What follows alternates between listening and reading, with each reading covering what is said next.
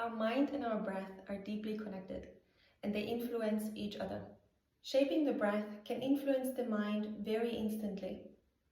And the quality of our breath is just a mirror of the quality of our mind. When we have stored emotions or unresolved emotional or energetic patterns in our mind, then that can be defined or can show up as erratic breathing or struggle with breathing in or out deeply.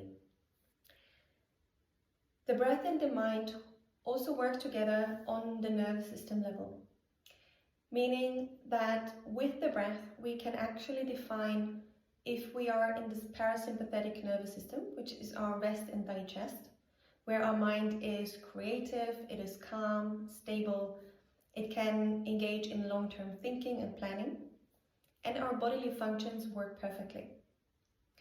The breath can also direct us into a sympathetic nervous system state, which is our fight or flight, our stress response.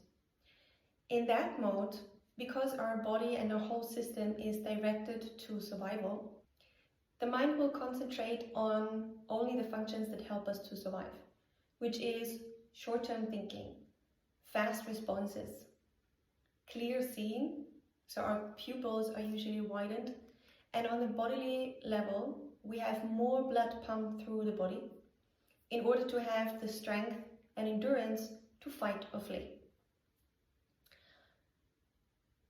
As this is a stress response, and you probably already guessed, this state of survival is very beneficial when we are running away from a tiger or a lion.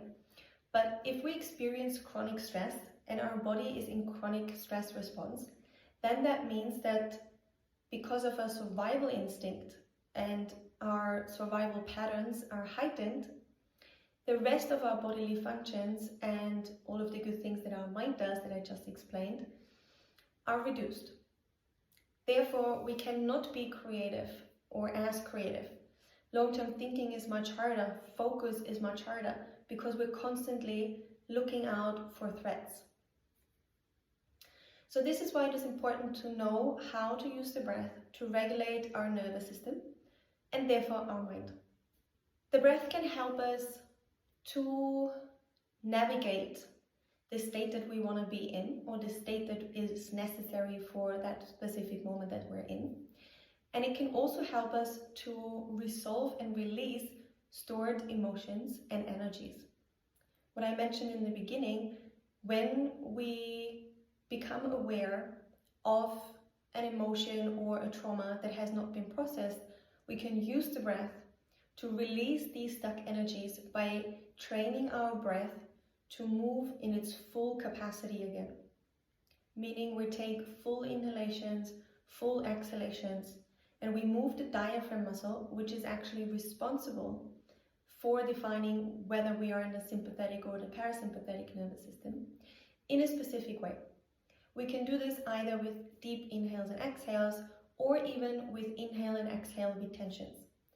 So different breath techniques, different pranayama techniques have different outcomes and different effects. And that's what you can learn in my other videos.